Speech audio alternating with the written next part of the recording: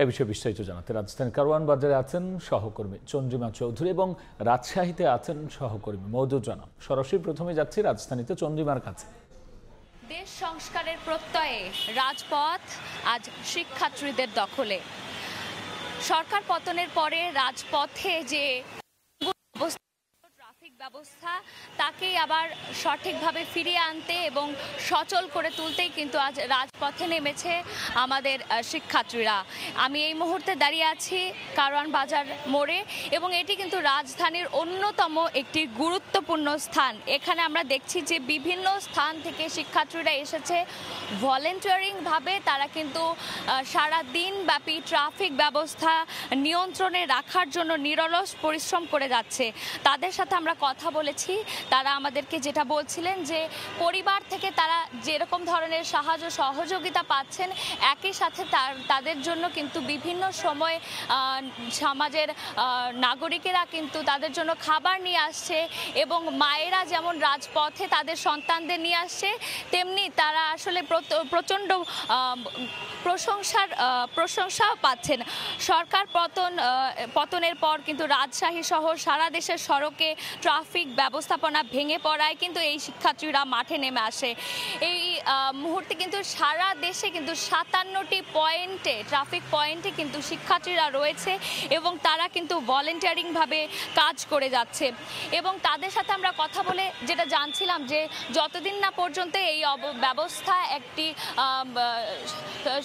সুদৃঢ় অবস্থায় আসে ততদিন পর্যন্ত তারা কিন্তু রাজপথ ছাড়বেন না। এবং আমরা দেখতে পাচ্ছি যে এই যে ক্লাসরুম থেকে বেরিয়ে এই ছোট ছোট কাঁধে কিন্তু দেশ সংস্কারের মতো বড় দায়িত্ব তারা তুলে নিয়েছেন এবং তারা দৃঢ় প্রত্যয় কিন্তু নিরলসভাবে প্রত্যেক দিন সেই কাজে নামছেন এবং এভাবে কিন্তু তারা সকলের প্রশংসার মুখোমুখি হচ্ছেন। এবং তারা যেটা বলছিলেন যে প্রত্যেক মানুষের মধ্যে আসলে নিয়ম ভাঙার যে একটা প্রবণতা রয়েছে, তারা কিন্তু নানান সময় ফুটপাত ব্যবহারে কিন্তু সকলকে বাধ্য করছেন এবং ফুটপাত যেমন ব্যবহারে সকলকে উৎসাহিত করছে, সেই সাথে কিন্তু বিভিন্ন ট্রাফিক পয়েন্টে কিন্তু তারা গাড়িগুলো থামিয়ে নানান ধরনের জিজ্ঞাসাবাদ করছে এবং সঠিকভাবে কাগজপত্র না পেলে প্রত্যেক জায়গায় কিন্তু গাড়িগুলোকে আটকে দিচ্ছে এবং এমনভাবেই কিন্তু তারা নিরলসভাবে প্রচেষ্টা করে যাচ্ছে যেভাবে তারা এই ট্রাফিক নিয়ন্ত্রণে আনতে পারে। এই মুহূর্তে আমরা এই ট্রাফিকের এবং রাস্তার খবরাখবর জানতে চলে যাব রাজশাহীর মওদুদ রানার কাছে। মওদুদ, রাজশাহীতে দুপুরের পর থেকে বৃষ্টি হচ্ছে। এই বৃষ্টির মধ্যেও ক্লান্তিহীনভাবে নিরবিচ্ছিন্নভাবে ট্রাফিক ব্যবস্থাপনার কাজ করছেন শিক্ষার্থীরা। আমরা দেখেছি তারা সকাল 8টার সময় থেকে সড়কে রয়েছেন এবং আমি যে স্থানটিতে রয়েছি এটি নগরীর সাহেব বাজার। এই নগরীর সাহেব বাজারে অন্তত 20 থেকে 25 জন শিক্ষার্থী রয়েছেন। তারা যে সড়কে শৃঙ্খলা ফেরানোর কাজ সেটি করছেন এবং সড়কে শৃঙ্খলা ফেরানোর পাশাপাশি তারা যেটি করছেন যে যারা আইন অমান্য করছেন তাদের সাথেও আসলে কথা বলছেন। অনেককে কথা বলার পাশাপাশি তারা এখানে তাদের ভর্ৎসনা করছেন। আমরা যেটি দেখেছি যে মোটরসাইকেলে যারা 3 জন আসছেন তাদেরকে তারা নামিয়ে দিচ্ছেন এবং কেন 3 জন এসছেন সেটি তারা জানতে চাচ্ছেন এবং একই সাথে যারা হেলমেট পরে আসছেন না তাদেরকেও আসলে তারা জিজ্ঞেস করছেন এবং তারা বলছেন যে আপনারা সচেতন হন। অন্যদিকে আমরা দেখেছি যে অনেক প্রাইভেট কার এবং মাইক্রোবাস যারা চালক রয়েছেন, যাত্রী রয়েছেন, তারাও অনেকে সিট বেল্ট না বেঁধে আসছেন, তখনও কিন্তু তাদেরকে একইভাবে তারা ভর্ৎসনা করছেন এবং তারা বলছেন এরপরে যেন এইরকম সড়কে যে অন্যায় অনিয়ম সেটি যেন না করে।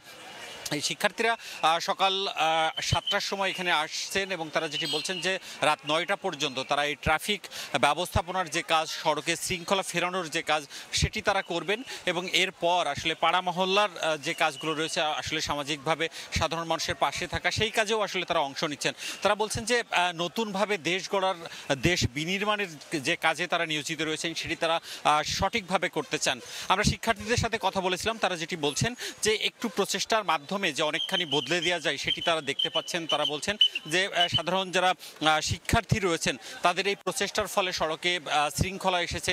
আমরা যারা যাত্রী রয়েছেন, যারা চালক রয়েছেন তাদের সাথেও কথা বলছি। তারা যেটি বলছেন যে আসলেই শিক্ষার্থীদের যে আচরণ এবং শিক্ষার্থীদের যে মনোভাব তারাও আসলে সন্তুষ্ট হচ্ছেন এবং সেই সন্তুষ্টির ফলেও তারাও হচ্ছে যে এই সড়কে যে শৃঙ্খলা ফেরানোর সাথে তারাও সহযোগিতা করছেন। সব মিলিয়ে শিক্ষার্থী, যাত্রী এবং সড়কে যারা চলাচল করছেন সব মিলিয়ে সন্তুষ্ট এক প্রক্রিয়া এবং তারা বলছেন যে নতুন দেশ বিনির্মাণে তারাও আসলে অংশীদার হতে চান। এই ছিল রাজশাহী থেকে আমার কাছে সর্বশেষ। শিক্ষার্থীদের নানা ইতিবাচক কাজের খোঁজ খবর নিয়ে আমরা সরাসরি ছিলাম রাজধানী এবং রাজশাহীতে।